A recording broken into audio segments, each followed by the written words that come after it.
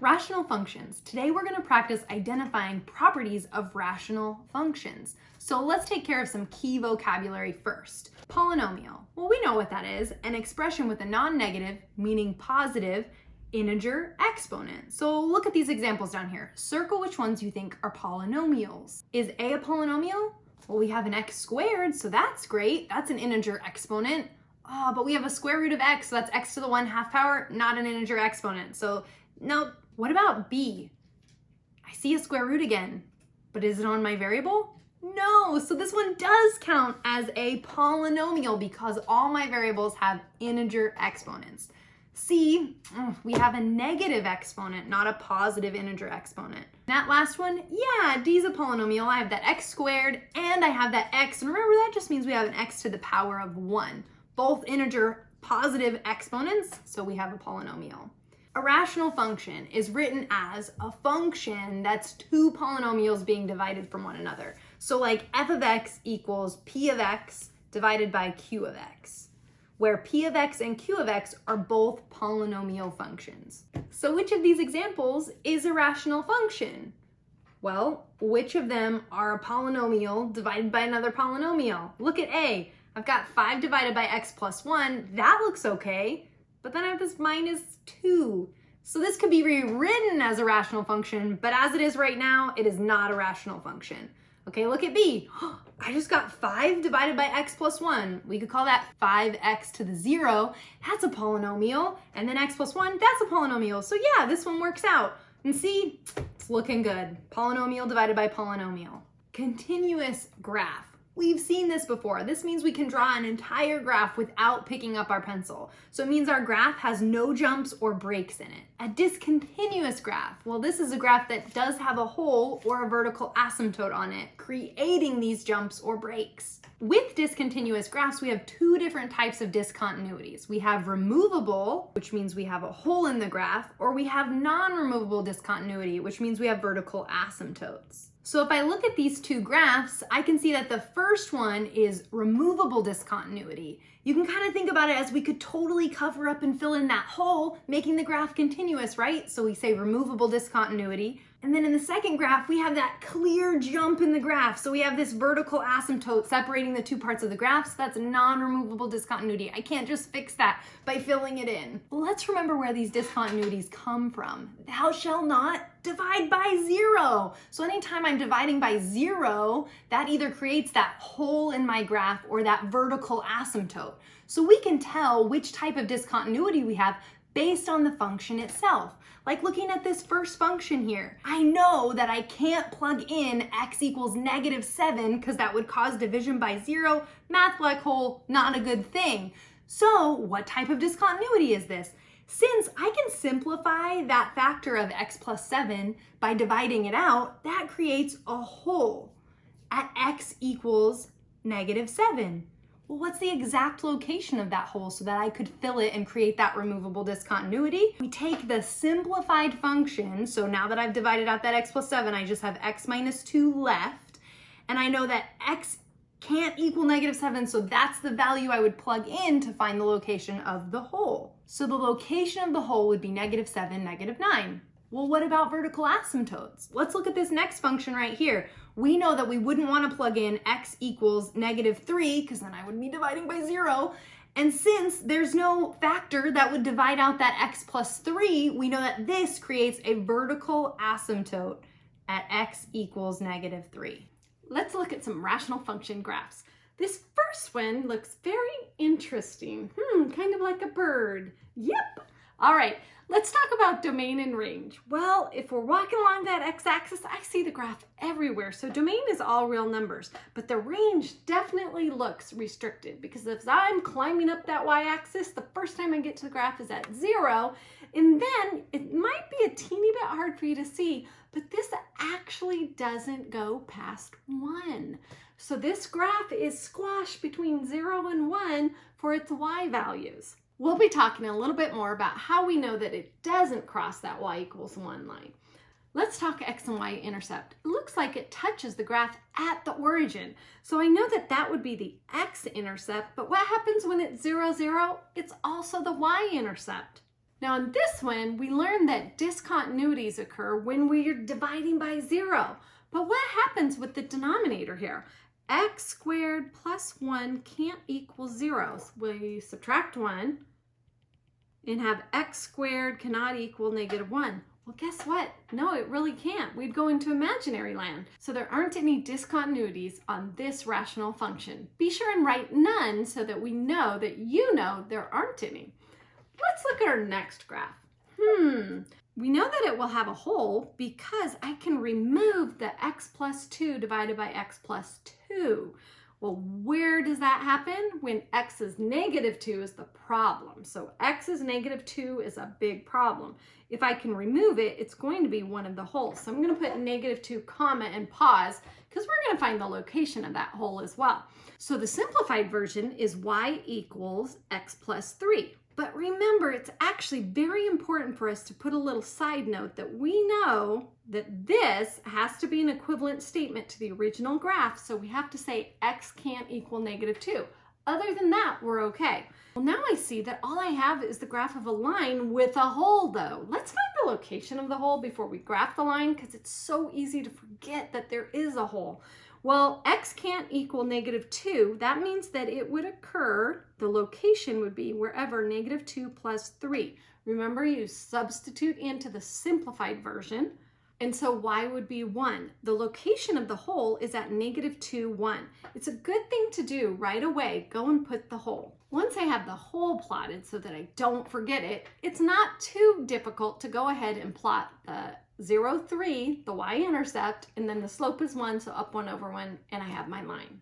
Ooh, but now let's talk domain and range. If this were a line without a hole, we'd be set, all rails, but we have that hole. Well, seeing how I know where the hole is, I already kind of know the domain and range. The domain is going to be all rails, but x can't equal -2, and the range would be all rails, y can't equal 1. Now I can do that in interval notation as well. Now the y-intercept is given to us because we're in slope-intercept form, so I know the y-intercept is 0, 3. The x-intercept we might want to figure out. Remember, all I need to do is plug in 0 for y and solve for x. So 0 equals x plus 3. I would subtract the 3, and the x-intercept is at -3, 0. Let's see. I didn't finish writing where the hole was, even though we figured it out. -2, 1, vertical asymptote, well, none. Okay, this last one, let's see. Thou shalt not divide by 0, so x cannot equal +2. But what's happening there? Is this removable? Can I remove my factor? Nope, so therefore it's a vertical asymptote. Let's sketch it right away so we don't forget. So I went ahead and wrote my vertical asymptote is at x equals 2. I don't have a hole this time, so none. And then I did sketch in a horizontal asymptote, which we'll learn about later. That's at y equals 1. We need to get a few points to know the behavior of this graph, but we have a lot to learn already in this lesson, so let's just get a sketch and we'll get there later. All right, let's identify domain and range. All rails except x can't equal 2 because that's our vertical asymptote. And then range, all rails except y can't equal 1. Remember, we're going to get to that later. The x-intercept, it does cross the x-axis. I think I'm going to have to figure this one out. So x-intercept is when y is 0. Let's plug that in. 0 equals x plus 4 divided by x minus 2. But let's just think about a fraction that equals 0. What part of the fraction has to be 0 for it to equal 0? Well, already we know we're not allowed to have the denominator equal 0 because thou shalt not divide by 0. Therefore, I'm thinking it's the numerator, right? So think about it just for a second. What if I had 0 divided by 3? Well, that equals 0. What if I had 0 divided by 99? Well, that equals 0. So for this fraction to equal 0, all I need is for the numerator to equal 0. P.S. We can't have the denominator equal 0 at the same time. So really, to solve for my x-intercept, I just need to say 0 equals x plus 4, subtract 4, and I get x equals -4. The y-intercept we should be very used to. All we do is plug in 0 for x. 4 divided by -2, so -2. The location of the y-intercept is at 0, -2. Without a calculator, let's get good at identifying these discontinuities and the domain and range for these rational functions. Looking at this first function here, my first job is to factor so I can actually see the discontinuities. So that quadratic factors into x minus 3, x minus 1 in the denominator. Ding, ding, ding, I know those are discontinuities. Do they simplify out? Can I remove either of those factors? No. So what are they? Vertical asymptotes. So I'm going to have a vertical asymptote at x equals 3 and x equals 1. Well, that means I'm going to exclude both of those from my domain. So my domain is all real numbers except 3 and 1. How do we find the x-intercept? The numerator. We set that numerator equal to 0, and we get x equals -3. So -3, 0 is my x-intercept. What about the y-intercept? Plug in 0. Go find it. Well, look at that. I got 0, 1 for my y-intercept. Did you notice I used the original form to plug in 0 for my x? You can use either form, factored form or the original. We'll get the same answer. Do I have a hole? Nope. So I'm going to write none. Looking at this next one, of course, I want to factor first, right? But nothing factored here. I had that x squared plus 1. If it would have been x squared minus 1, I could have factored, but it wasn't. So then I looked at my denominator to find any discontinuities. X squared plus 1 equal to 0? That's never going to happen, right? Because x squared can't equal -1, at least not in real number land. So the domain is all reals, and therefore we have no discontinuities. Go find your x and y-intercept.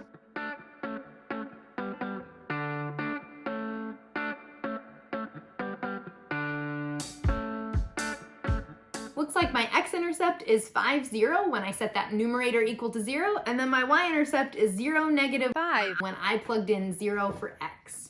Gander over at that next one. What's the first thing I should do? Factor. Well, right from the get-go, I knew 4 was a discontinuity, but I didn't know what type, right? Because it wasn't in factored form. Now that it's in factored form, do you see what kind of discontinuity that x minus 4 is going to be? It's going to be a hole because I can remove the x minus 4 factor from the denominator and the numerator. Well, I know the x coordinate for the hole, but I still need to find the y coordinate. So I'm going to take that simplified version and plug in 4. So since my simplified version is x plus 1 where x can't equal 4, then I know that I just have the hole as my discontinuity. I don't have a vertical asymptote here. So the domain is going to be all real numbers except x can't equal 4 because that's where my hole is at. Now let's go find our x and y intercept. So my x-intercept, I got -1, 0. My y-intercept, well, this was just the equation of a line, right? So I know that my y-intercept was 0, 1 right away. All right, your turn. Check your skills. Show that you know these discontinuities. Complete A, B, and C.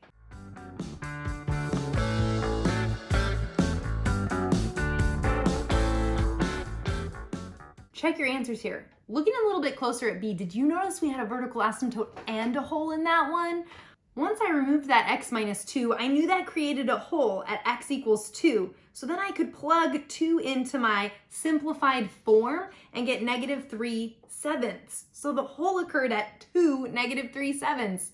Then the leftover denominator in my simplified form creates that vertical asymptote at x equals -5.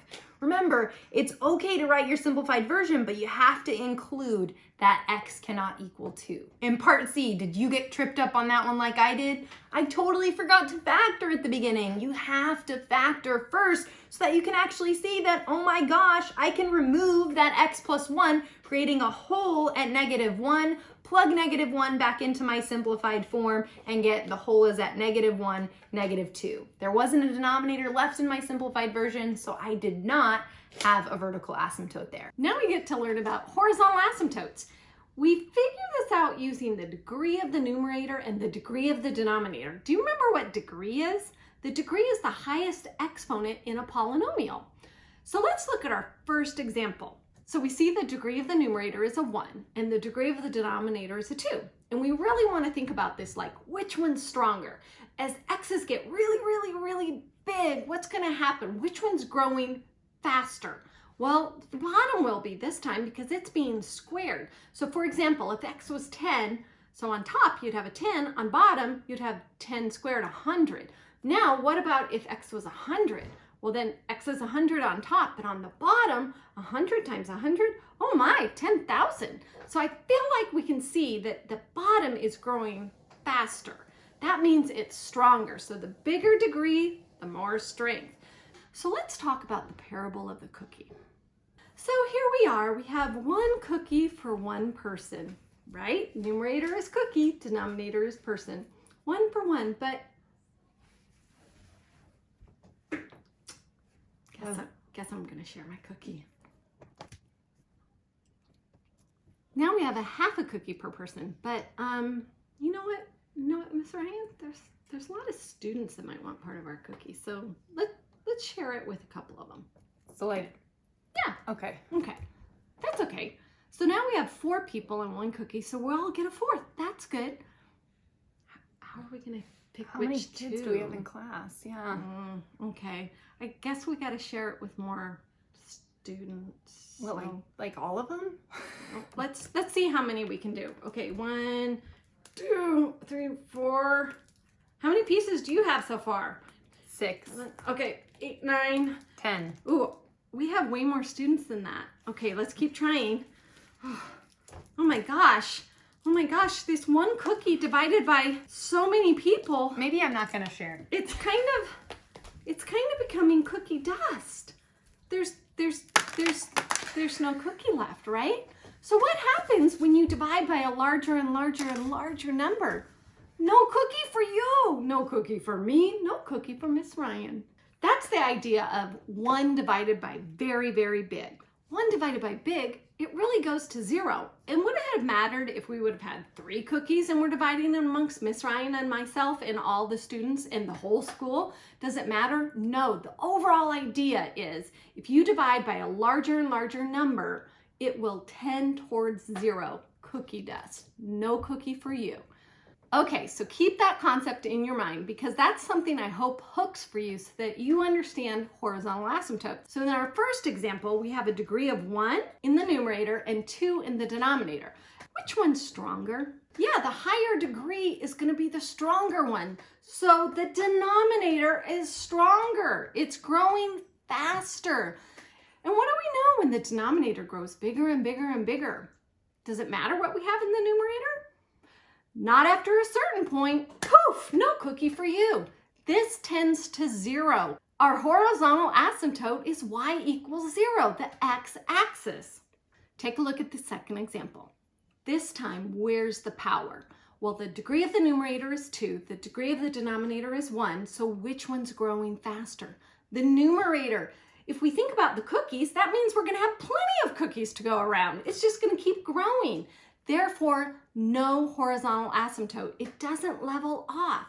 Let's look at the last situation. When the degree of the numerator equals the degree of the denominator. They're both 2. Well, in that case, it's just the fraction in front, or the ratio of the leading coefficients. 1 divided by 3, so 1/3. Let's practice. Looking at example A, it's squared over cubed. Where's the power? In the denominator. Which one's growing faster? The denominator. Therefore, no cookie for you. This one tends towards 0. The horizontal asymptote is at the x-axis. Example B. What's the degree of the numerator? Do I have to multiply the whole thing out? I could, but I could also just look at the lead terms. So x times x, well, that's going to be x squared over an x. So this is my thinking space, right? Which one's growing faster? The numerator. It's getting bigger and bigger and bigger. There is no limiting factor. It's just crashing through the ceiling. Therefore, no horizontal asymptote. It doesn't level off. Example C. Well, the numerator and the denominator both have a degree of 1. Therefore, it's going to be the fraction in front. What I mean by that is it's the fraction of the leading coefficients. Make sure you're in standard form. So our leading coefficient's 3/5. The way we write the horizontal asymptote, y equals 3/5. Try the rest to demonstrate you understand.